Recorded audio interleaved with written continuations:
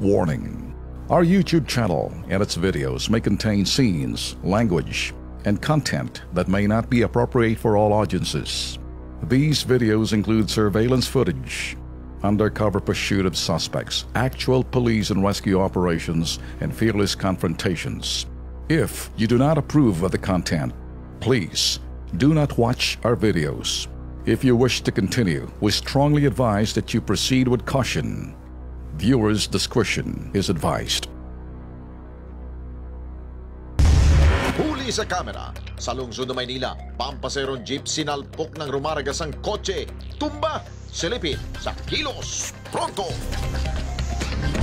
Dito naman tayo sa isang uring kapabayan, reklamo ho to na ipinadala ho sa atin sa pamamagitan ho ng Facebook ay disregarding traffic daw ho to ng mga motorista ho natin. Kaya makikita nyo ho mga resulta. No? Ito, panoorin ho natin.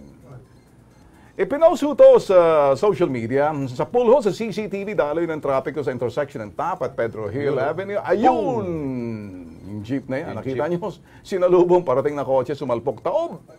Yan, nakita yan. So, insidente ho nangyari ho November 20, linggo, pasado alas 5 na madaling araw. Sa ano yan, Ben? Sa may Taft at panulukan ng Taft at Pedro Hill Avenue.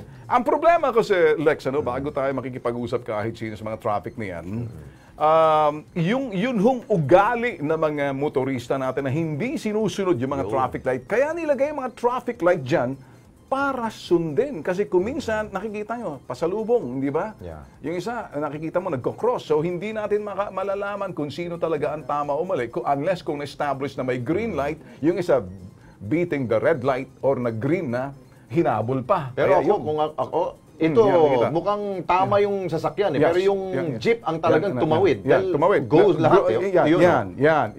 Ang hindi sumunod dyan yung jeepney driver. Yan. So, malamang. Madalas yan nangyayari ho dyan sa area na yan, Top Avenue na yan. Pero makikita natin dyan sa area na yan, kung yan i-analisa natin, right of way yung mga sasakyan. Yung isa, nagko-cross pa siya, tapos alanganin yung cross niya. Kaya nasa linya natin telepono si Captain Arnold Sandoval, Chief ng Traffic Bureau ng Manila Police Department. Sir, magandang gabi po sa inyo. Magandang gabi po, sir. Okay, sir.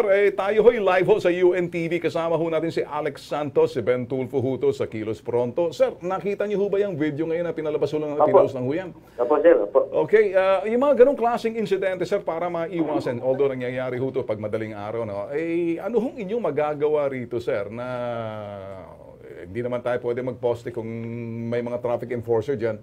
Yung problema lang ho na talagang kapareho niya na tumaob kasi nag-cross ho siya wala ho sa right of way yung jeep niya tumaob Opo, sir. Opo. Ang ano po dyan, pwede po kasi... Hello, sir? Yes, sir. Anong solusyon ho magagawa ho natin dito kung para ito maiwasan, lalo yung lugar na ho yan? Sa may taas. Yan po kasi, yung pangyayaring ganyan, inimbestigahan ko pa rin po, pati yung driver niyan, which is may allegation siya. Nung makita ko yung CCTV, nakita ko talagang maling-mali yung ginawa niyang pag-manner ng pagdadrive niya. So, yan po, pwede po yung i-recommend for cancellation po ng franchise ng jeep niya.